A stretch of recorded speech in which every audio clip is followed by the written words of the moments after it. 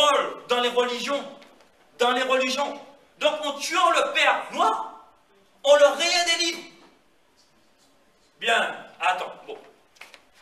Tu dis que tu connais Isaac Newton. Mais Isaac Newton, oui, la gravitation, mais tu connais rien. Tu ne sais pas ce qu'il a dit en plus.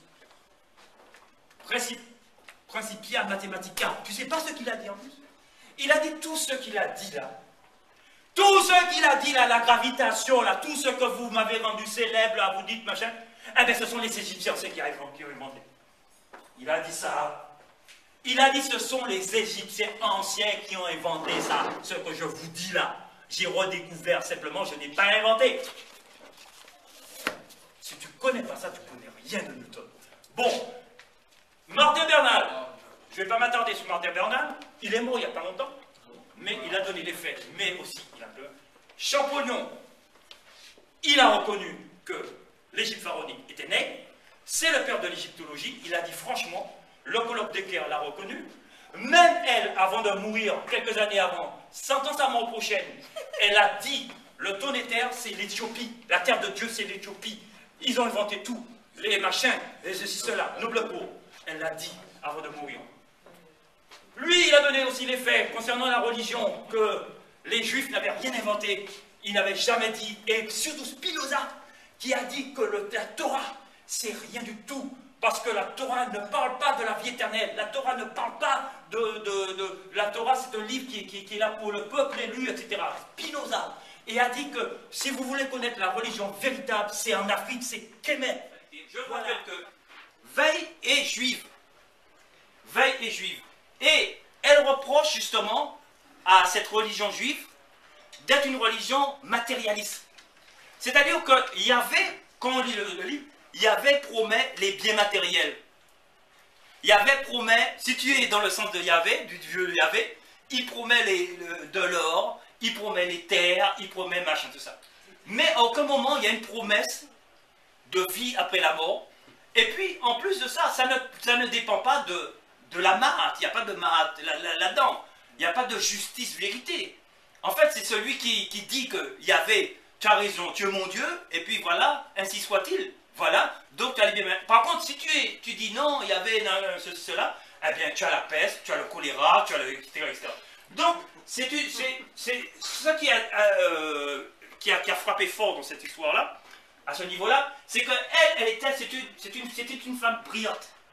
C'était une femme brillante qui a été agrégée très tôt, très jeune, philosophe, etc. Et parce qu'elle était juive et elle a attaqué justement la Torah et elle s'est fait, suite à ça, une réputation d'enfer. Donc, bien sûr, elle est née en 1909 et elle est morte en 1943. Elle est morte très jeune, mais pour le peu de temps qu'elle a passé sur Terre, je peux vous dire qu'elle était particulièrement brillante. Et avant la tour de Babel, bon, il n'y avait qu'une seule langue avant la tour de Babel. Bon, d'accord, allez, on continue. On continue. Dieu promet à Abraham la terre de Canaan. Bon, Abraham meurt, la promesse n'est pas tenue. Bon. Jacob fut enterré dans une cave à Macpéla. Bon, il fut enterré dans un sépulcre à Sichem. Alors, il faut savoir où est-ce qu'il est enterré. Bien. Bon, Jéthro est le beau-père de Moïse. Obad est le beau-père de Moïse. Alors, il faut voir que Moïse tirait à droite et à gauche. Ce mec. Il avait plusieurs beaux-frères, il n'était pas déclaré, le gars. Le nombre total des Israélites est plus tard de 7000. Le nombre d'hommes est de plus de 600 000. Alors, 7600 000. Sans compter les femmes et les enfants, attention. Bon, Dieu interdit la fabrication d'images taillées, ni de représentation quelconque. Plus bas. Dieu ordonne la fabrication d'images taillées. Bon, les enfants paient pour les péchés de leurs parents. Les enfants ne paient pas pour les péchés de leurs parents. Bon, d'accord. Mais non, il faut s'amuser. David tue Goliath avec une fronde et une pierre. David tue Goliath encore avec une épée. Ah oui, d'accord. Bon, Samuel meurt parce qu'il n'a pas consulté Dieu. Samuel meurt. Après s'être jeté sur son épée. Saul, Saul a été tué par les Philistins. Bon. Dieu inspira le dénombrement d'Israël. Satan inspira le dénombrement d'Israël. C'est pas pareil, hein. Bon, d'accord. les vraies origines. L'histoire de la tour de Babel est inspirée de la tour de Babylone. D'accord? L'histoire des Hébreux en Égypte est inspirée de l'histoire des Hyksos en Égypte. Le personnage de Moïse, fondateur du monothéisme, est inspiré de celui du pharaon monothéiste Akhenaton. Le séjour de 400 ans en Égypte est inspiré de la stèle de l'an 400. D'accord? La liste des 10 patriarches antédiluviens est inspirée de la liste royale sumérienne. Bon. Le récit de la création est inspiré d'un récit babylonien de la création. Bon. Le récit de Caïn tuant son frère Abel, eh bien, elle est inspirée de l'histoire de Seth qui tue Ouziré. C'est clair. Donc, ceci explique pourquoi aucun des documents égyptiens, cananéens, assyriens, etc., ne mentionne le personnage de Moïse.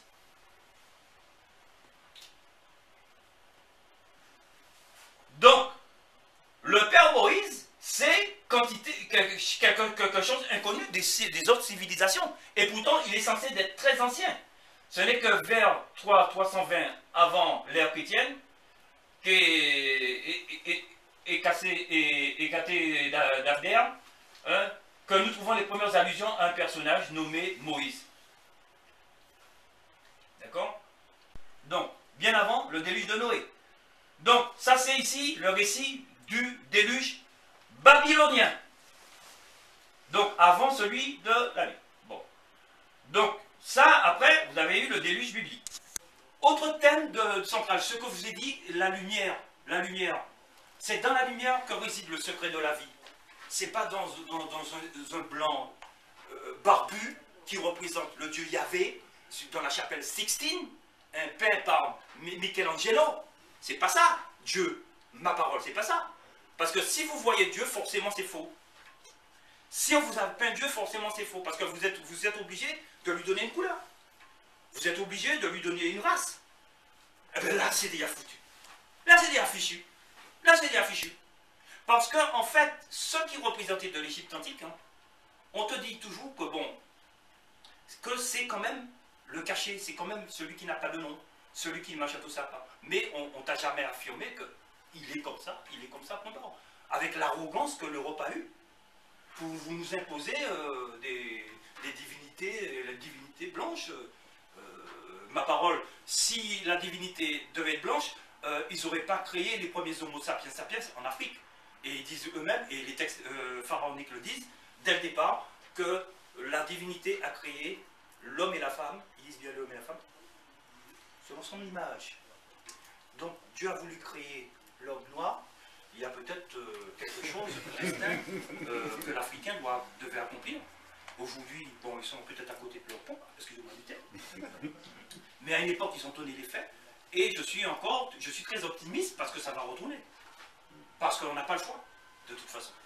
Donc, donc un être lumineux, il se trouve qu'ils sont très très forts. Parce que pour arriver au symbolisme, là, bon, il n'y a pas le temps, mais franchement, parce que les mêmes mots sont prononcés. Être lumineux, c'est Ak en Égypte antique. Et être utile, c'est Ak aussi. Donc quand vous êtes lumineux, forcément vous êtes utile. Il joue sous les mots. Non, c'est puissant, parce que tous les trucs sont comme ça. Soit sur le symbolisme, on voit sur le truc, la symbolique, c'est machin, soit la prononciation même. Quand on dit Ak, soit Ak, soit lumineux, mais en même temps Ak. Le même mot veut dire être utile aussi. Donc forcément, le but en fait, c'est pas de devenir barbu et comme l'autre là, mais c'est de se fondre dans la lumière divine. C'est ça le but. D'accord? C'est l'énergie primordiale, c'est le pouvoir de transformation dont je parlais tout à l'heure, mais le plus haut niveau, ce n'est pas de pouvoir se transformer en aigle pour fuir un lion. Le plus haut niveau, c'est de devenir lumière divine. D'ailleurs, toutes les étapes qui sont citées dans ces textes-là, notamment dans ce qu'on appelle le livre des morts, où vous avez le défunt en face des monstres, et enfin de toutes sortes de divinités bénéfiques ou maléfiques, eh bien, on lui demande, il faut qu'il ait le pouvoir de transformation. Polythéisme et monothéisme. Bon, polythéisme et monothéisme, c'est un faux problème en fait. C'est un faux problème, ne rentrez pas dans ces débats.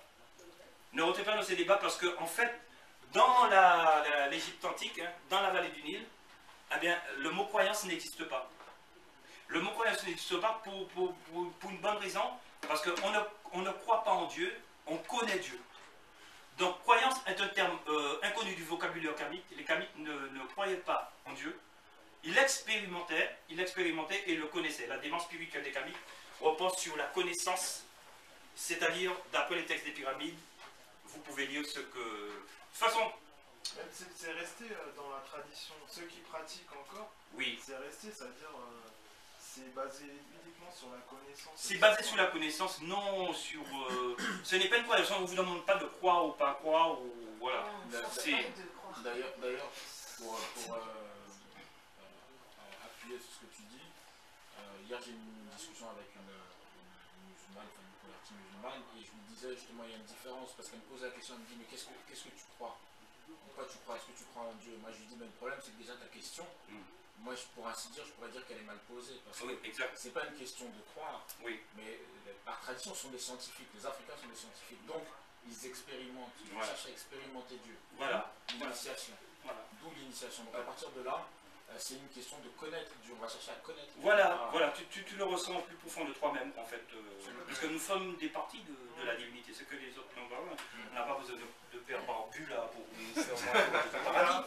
Parce qu'on fait déjà partie de lui, en fait, de la lumière divine. Pourquoi il cherchait à l'extérieur? Non, c'est qu'en fait, nous sommes dans une situation la plus basse, matérielle, quoi. On nous a alourdis, quoi. Avec tout le contingent, les souffrances et tout, là, machin. Mais notre destinée, c'est de nous élever à partir de ça et puis qu'on devienne pur, de plus en plus pur. Donc, en faisant une démarche personnelle, on peut rejoindre la lumière divine, comme même là, comme ça. On n'a pas besoin de croire en quelque chose. On doit le ressentir, ça. Là, se sentir un peu divin, quoi, en fait. Sans prétention aucune, hein. On a quand même des qualités. Bon. Donc, j'espère. Victime menacée, la vie menacée, l'histoire menacée. Faut lever bonnet pour nous résister, pour pas disparaître, même chaque indigène. Faut lever bonnet pour nous résister, pour pas disparaître, même chaque indigène. Faut lever bonnet pour nous résister, pour pas disparaître, même chaque indigène. Même chaque indigène. Même chaque indigène. Même chaque indigène. Même chaque indigène. Même chaque indigène. Même chaque awawakyo. Même chaque taïnosio.